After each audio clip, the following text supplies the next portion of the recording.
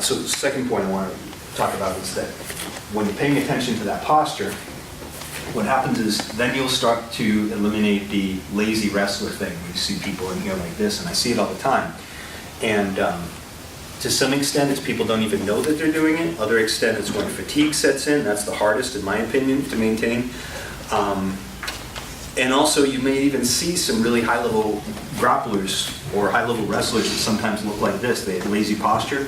But the thing is, if they're high-level, they're like any other high-level athlete where they have the ability to make mistakes and get away with it.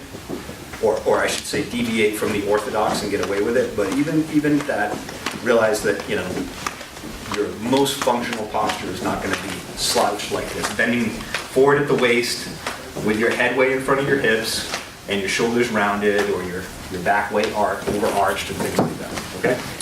So that being said, Ryan, can I grab you real quick? We're going to go into the first line, so a little bit of a review here for everybody. First line, again, somebody wants to access my body. I try not to start off with the wrestling swim drill, okay? So real quick to catch everybody up. Most of you have heard me talk about this before, but this typical situation you see people go into in wrestling and they say, okay, everybody work your pummeling, okay? They start to swim. Okay.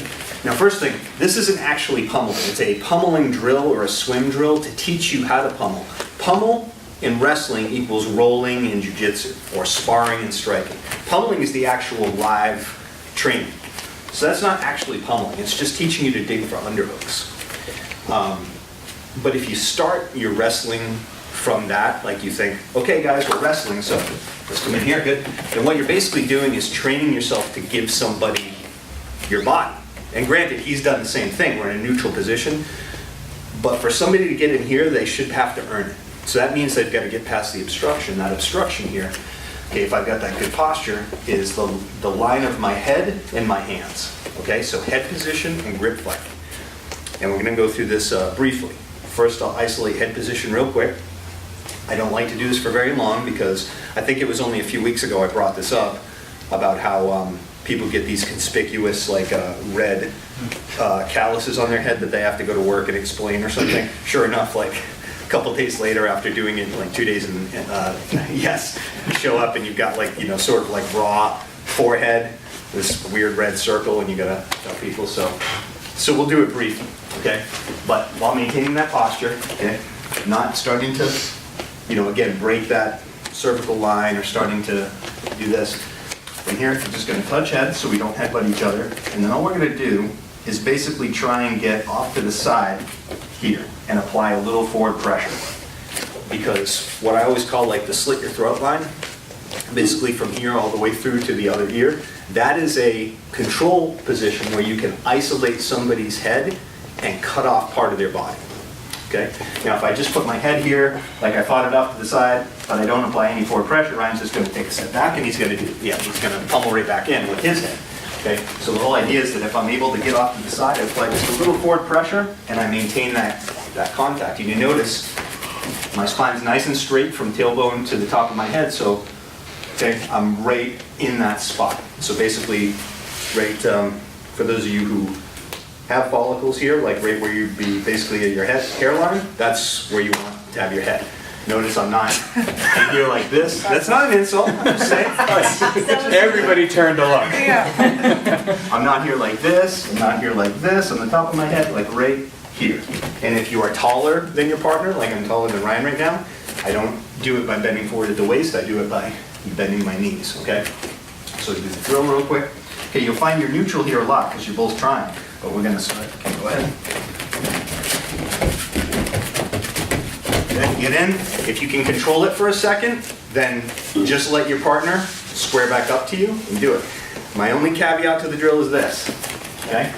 If Ryan gets here and beats me, okay, so now we let it go. I don't disengage and then go boom, because you will, in fact, headbutt each other and it gets not fun. So once you disengage, just touch, and now you're live again, okay?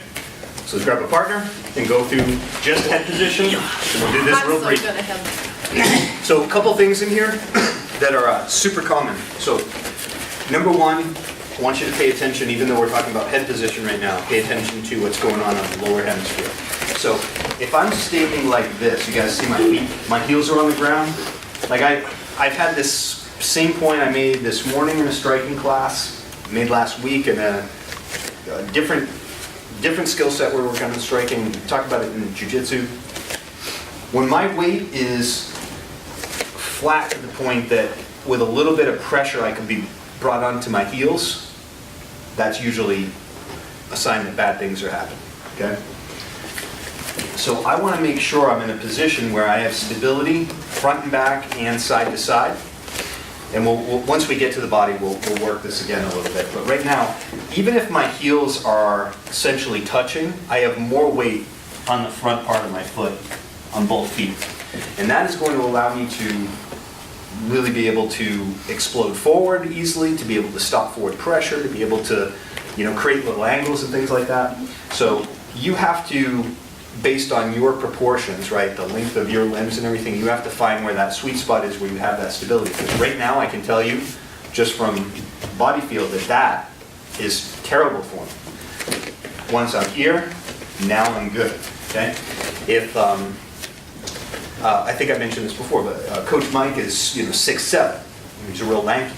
So he felt like weird about it, but when he's trying to get low, because somebody's trying to, bend down low and get underneath him, his legs are like way out like this, but for him, that's correct posture.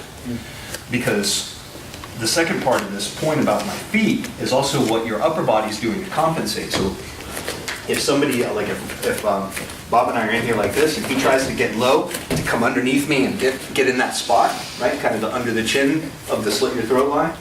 So if he does that, okay, and I'm here, right, he's got me. So if he's starting to get low and I go low, right, I need to make sure I don't compromise my spinal integrity. I still try and match that, because what I see people do all the time, we're all guilty of it at times, and we've got to try and train out of it, is if Bob goes low, I do this, okay? See how bad that is? So he'll crush me every single time doing that if he's got a even close to equal skill set, because I just totally, I didn't change my base properly, and I also broke my own posture, okay? So we don't bend at the waist and start to create those break points in the spinal alignment from here, right? We can level change, but you got to do a little work, with the legs. You got to trust your posture and work within that, as opposed to doing the lazy way, because even though if you're tired, this seems to take less energy, it's costing you more for what's about to happen, most likely, in terms of what your partner can do to you, okay? That'll cost you more energy in the long term over the next few minutes than it will to just suck it up and try and maintain good posture, okay? So let's do that for just like one more minute, and then we'll jump back in.